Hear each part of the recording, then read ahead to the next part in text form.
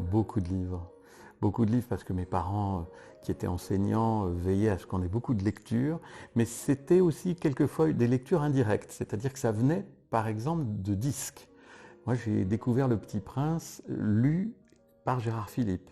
Robinson Crusoe, lu par Serge Reggiani. Les Lettres de Montmoulin, lues par Fernandel.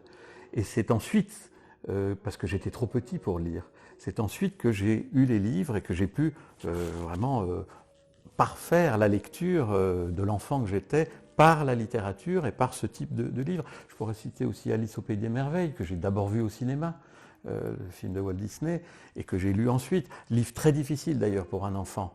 Le film, ça va, parce que c'est tout un univers, mais le livre est très compliqué, parce que c'est plein de symboles, et je me souviens que j'avais rien compris. Alors que le film m'avait enchanté, le livre m'avait laissé. D'ailleurs, je ne suis même pas sûr qu'enfant, je suis allé jusqu'au bout. Voilà, donc il y a eu, je me souviens, La gloire de mon père aussi, de Marcel Pagnol.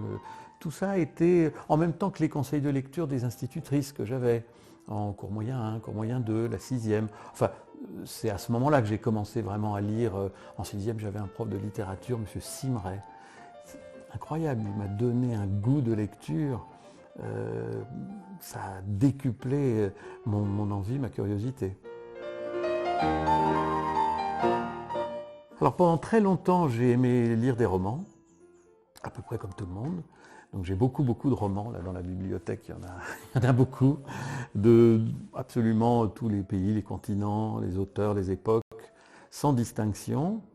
J'ai eu aussi un ami, je dois le dire parce que c'est important, qui au début des années 90 m'a vraiment renouvelé mes lectures. Cette personne, je lui rends hommage, c'était le grand critique littéraire Angelo Rinaldi, qui a été pendant 25 ans le grand critique redouté de l'Express, qui est ensuite passé au Figaro, puis à l'Obs, et qui est à l'Académie française, qui est un écrivain lui-même, un romancier. Et vraiment, ses conseils de lecture ont été inépuisables. C'est lui qui m'a fait découvrir Italo Svevo, Virginia Woolf, Faulkner, je peux dire. Voilà. Mais à partir, je dirais, de la quarantaine, peut-être aussi parce que je commençais à présenter des émissions à France Musique, que j'avais besoin de documentation, etc.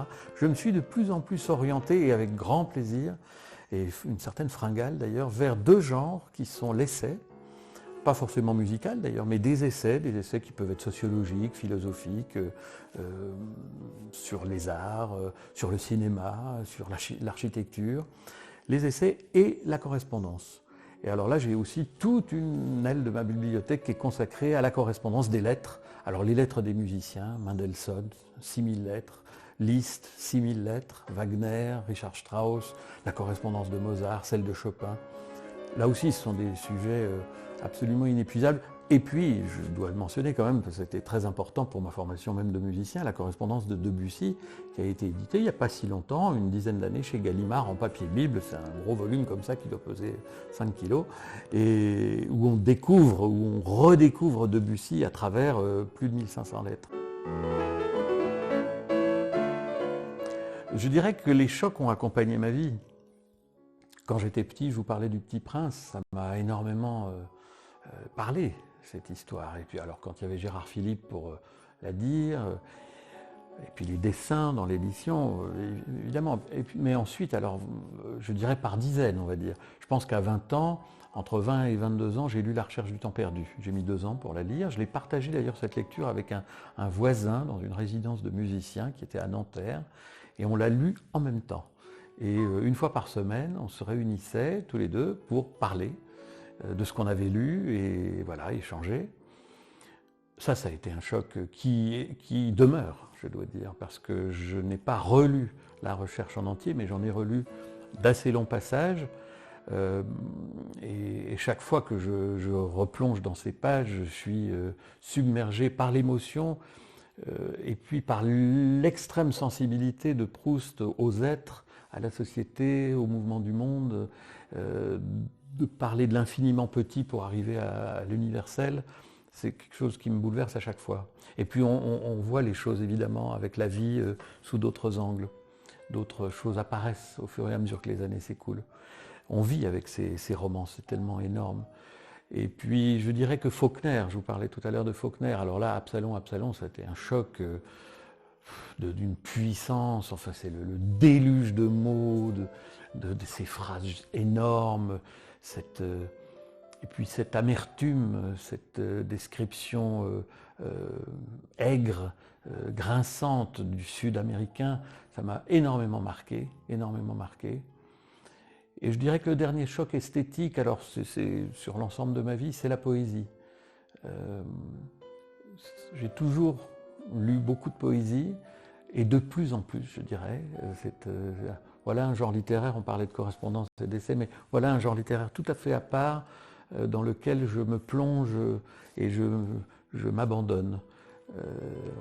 C'est pas seulement les mots, c'est tout l'imaginaire qui se met à vibrer en vous, et j'ai besoin de toutes les époques, hein, parce que je peux être sensible à une tirade de Jean Racine, que j'aime infiniment, pas depuis longtemps, c'est très difficile, Jean Racine, et j'ai beaucoup écouté par exemple les cours de Michel Bouquet dans un CD où il parle beaucoup de Bérénice de Jean Racine, et ça a été un déclencheur pour lire Jean Racine. Mais ça va jusqu'à aujourd'hui, jusqu'à Yves Bonnefoy, un poète aussi qui est mort dans les années 60, très jeune, un de nos derniers grands précieux, Olivier Laronde. Ça m'a énormément marqué, cette poésie, René Char, bien sûr. Et puis évidemment toute la famille des grands poètes français au croisement des 19e et 20e siècles, c'est-à-dire Baudelaire, Rimbaud, Verlaine, Apollinaire, Mallarmé, bien sûr.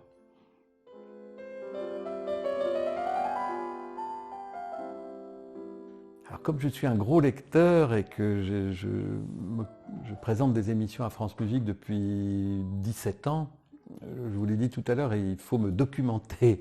Donc les livres sur la musique, c'est depuis toujours, parce que quand je suis rentré au Conservatoire de Paris, dans la classe de Dominique Merlet, Merlet nous recommandait, avait même une liste. Je me souviens très bien, à la rentrée, il arrivait avec une liste de lecture. Donc je me souviens très bien l'art du piano d'Heinrich Neuhaus, il y en avait les quatuors de Beethoven par Joseph Kerman, enfin il y avait toute une liste de livres, sur la musique française aussi. Alors ça évidemment, je les ai lus. Mais alors ensuite il y a eu des livres, alors vous parliez quand même de livres très importants qui m'ont marqué, je dirais le discours musical de Nicolas Harnoncourt, très important. Les deux premiers livres d'Alfred Brendel, le style classique de Charles Rosen, et puis ces correspondances dont je vous parlais, Mendelssohn, Debussy, Liszt, Schumann, enfin, etc., etc. Ça me marque parce que je dirais que ces correspondances-là vivent avec les partitions que vous travaillez. Donc il y a une correspondance aux deux sens du mot, la correspondance épistolaire et puis aussi la correspondance, les analogies que vous pouvez faire, les passerelles que vous établissez avec les musiques que vous travaillez ou sur lesquelles vous réfléchissez.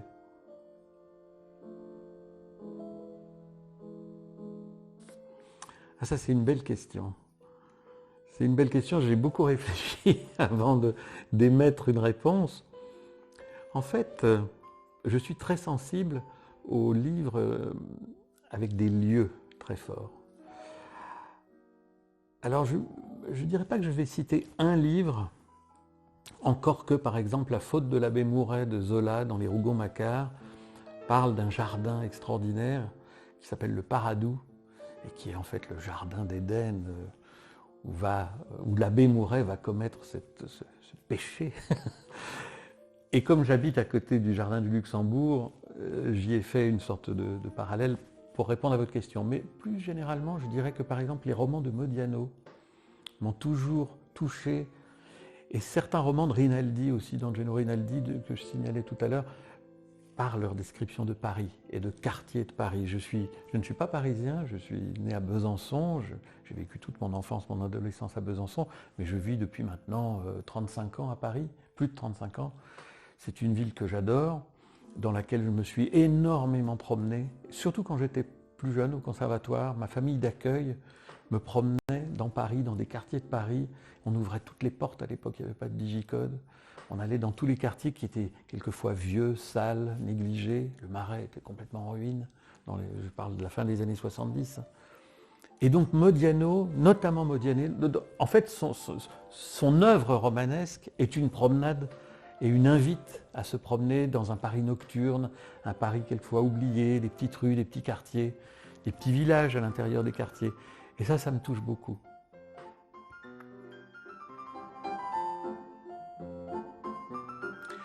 Alors quand on est français, évidemment, on est en face d'une littérature si riche, et je dirais que ces grands romans incontournables, Le Rouge et le Noir de Stendhal, Madame Bovary ou L'éducation sentimentale de Flaubert, Les Misérables et Notre-Dame de Paris de Hugo, tous ces romans, il faut évidemment les relire parce qu'ils doivent accompagner les strates de votre vie et voilà, les moments de votre vie. Donc il faut à un moment donné relire Emma Bovary. Moi j'ai attendu pratiquement l'âge de 50 ans pour m'apercevoir de l'obsession de Flaubert pour le point-virgule suivi du « et ». E-T. J'avais jamais remarqué ce tic d'écriture. Voilà. Et à chaque fois on apprend quelque chose de nouveau. Et puis à l'aune de sa propre vie, de ce qu'on a traversé, des épreuves qu'on a traversées. Mais il y a un roman que je trouve absolument génial et que je recommande aux musiciens, particulièrement parce qu'il parle de nous aussi, pas seulement de nous, mais il parle de nous, c'est À rebours de Carl Joris Huysmans, un roman symboliste qui parle de peinture, qui met en scène un dandy qui s'appelle Désessinte, qui vraiment s'enferme littéralement dans un cabinet de merveilles avec lesquels il va vivre le restant de sa vie. Et la langue est d'une beauté mais incroyable. Ça, c'est un grand roman de la fin du 19e. Alors je lis Guerre de Céline, j'arrive presque au bout, qui est un coup de poing dans la figure, enfin doublé d'uppercut. Et le personnage a beau être absolument odieux et juste à vomir, l'écrivain reste quand même un choc à chaque fois qu'on lit 3 lignes. La première page vous laisse pantois. La verdeur du langage, les expressions, la manière dont les phrases s'entrechoquent, ont l'air d'être balancées comme ça sur le papier, alors qu'on sait que c'était un besogneux. Céline, c'est proprement incroyable, quoi. Et ça faisait très longtemps que je n'avais pas relu Céline. Et bon, j'avais été marqué évidemment par Voyage au bout de la nuit, mais pas seulement. Moi, je me souviens de toute la fin de Guignol's Band, D'un château l'autre. Enfin, ça m'avait profondément marqué. Très difficile à lire, avec tous ces points de suspension, ces points d'exclamation. Là, il n'y a pas ça du tout dans Guerre, mais il y a surtout un vocabulaire, un argot, des mots même inventés, des images, une violence je dirais une violence des mots. Pas forcément des scènes, mais encore que, on est quand même dans une violence terrible. Voilà, ça c'est ma lecture. Mais il y en a toujours plusieurs en même temps. Là, j'ai commencé une sélection de lettres de Richard Strauss, où apparaît cet homme sous un jour très vaniteux, très content de lui, qui n'hésite pas à faire pression sur Mussolini lui-même pour faire qu'on représente ses opéras à Rome. Enfin, je trouve ça incroyable. Incroyable. Enfin, le compositeur est absolument un géant, mais l'homme apparaît assez médiocre et très très content de lui, prêt à tout pour qu'on parle de lui et qu'on le représente. Et je viens aussi d'attaquer une correspondance de Francis Poulenc, passionnante, parce que aussi c'est tout un monde qui se met à revivre. C'est ce monde des années 20, 30, 40, encore insouciant avant la débâcle. Et cet homme Poulenc tellement drôle, très observateur, à la fois grand bourgeois, c'est la famille Rhône-Poulenc quand même, hein, et voyou voilà, qui est prêt à toutes les aventures un petit peu louches au coin de la rue. Donc voilà, ce sont les lectures de maintenant.